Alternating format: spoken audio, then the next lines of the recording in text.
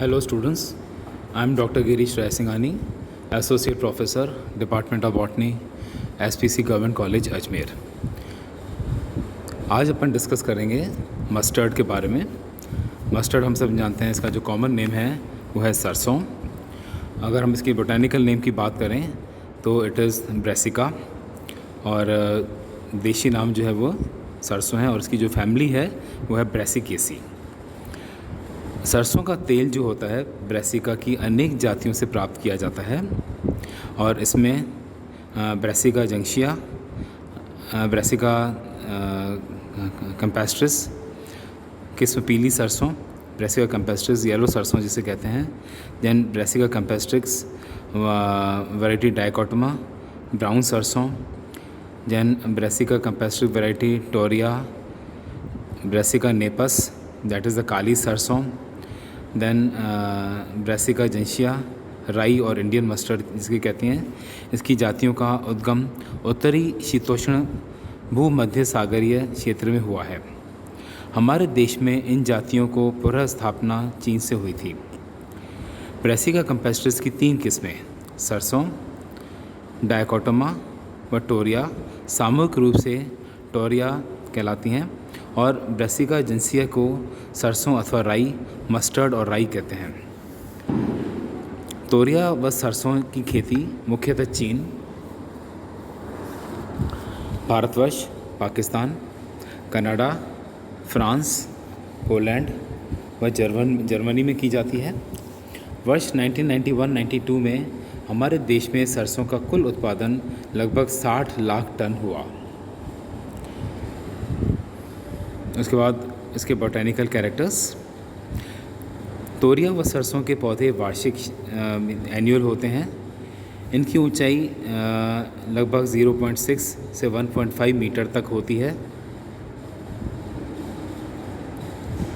Stem जो है बेलनाकार, सीधा व शाखित होता है। पत्तियां एकांतर व प्राय लायरेट होती हैं। पुष्प कॉरिम्बोस रेसिम होते हैं, पुष्प क्रम में व्यवस्थित होते हैं। दलपुंज पीला व क्रूसीफॉर्म होता है। फल 1.25 से 6.25 सेंटीमीटर लंबा सिलिकुआ होता है। बीज सूक्ष्म, गोल, पीले, भूरे अथवा काले होते हैं। अगर हम इसके क्लाइमेट एंड एरियाज़ जो होते हैं जिसमें ये कल्टीवेट किया जाता है उसकी बात करें तो तोरिया व सरसों की खेती शीतोष्ण व उष्णकटिबंधीय क्षेत्रों के ठंडे व नम क्षेत्रों में की जाती है। इसके लिए हल्की दोमट मिट्टी की आवश्यकता होती है। भारतवर्ष विश्व में तोरिया व सरसों का सबसे बड़ा उत्पादक है। यहाँ इसकी खेती लगभग 58 लाख हेक्टेयर भूमि में की जाती है, और प्रति हेक्टेयर 1 टन से अधिकतर पैदावार होती है। उत्तर प्रदेश, पंजाब, राजस्थान, मध्य प्रदेश तथा आसाम सरसों की खेती के प्रमुख केंद्र हैं। हमारे देश में कुल उत्पादन का 60% से भी अधिक उत्तर प्रदेश से प्राप्त होता है। तो उत्तर प्रदेश जो है वो जिसमें हम कह सकते हैं कि मैक्सिमम प्रोडक्शन होता है सरसों का, मस्टर्ड का।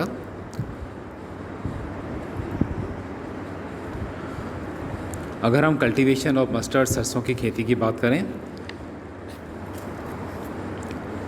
तो हमारे देश में सरसों व तोरिया रबी की फसलें हैं, रबी क्रॉप्स हैं।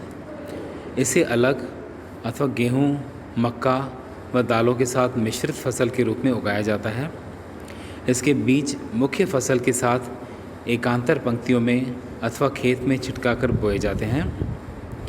फसल अक्टूबर-नवंबर में बोई जाती है और फरवरी-मार्च में पककर तैयार हो जाती है। तोरिया किस्म के पकने में 85 से 100 दिन लगते हैं, जबकि सरसों किस्म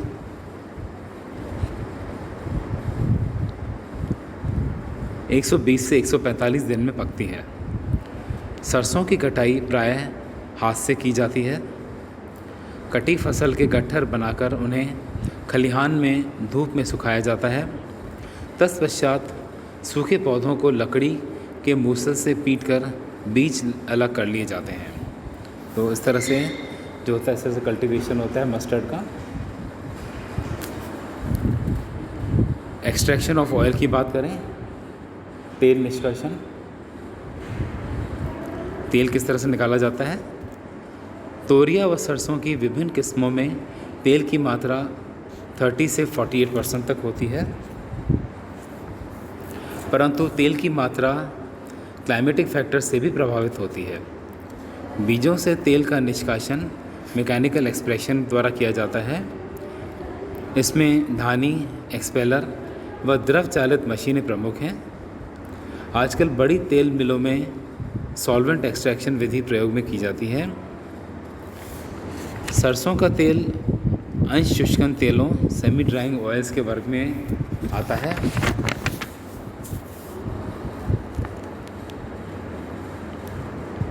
इसमें 36% वसा, 25% नाइट्रोजनी पदार्थ, 7% नमी व अनेक वसीय अम्ल पाए जाते हैं। एरुसिक एसिड सरसों के तेल का लाक्षणिक वसीय अम्ल है। इसकी मात्रा कुल वसीय अम्लों की 45 से 50% तक होती है। सरसों के तेल की तीखी गंध, पंजेंट स्मेल जो होती है, that is because of allyl isothiocyanate, इसकी उपस्थिति के कारण होती है। यह यौगिक सरसों के बीज में उपस्थित सिनिग्रिन नामक ग्लाइकोसाइड के जल अपघटन से बनता है।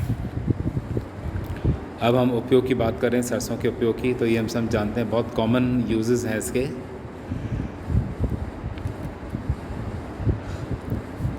यूजेस, तोरिया व सरसों का तेल मुख्यतः खाने के काम में लाया जाता है। घटिया किस्म का तेल जलाने, साबुन तथा रबड़ उपयोग तथा लुब्रिकेंट के रूप में प्रयोग किया जाता है।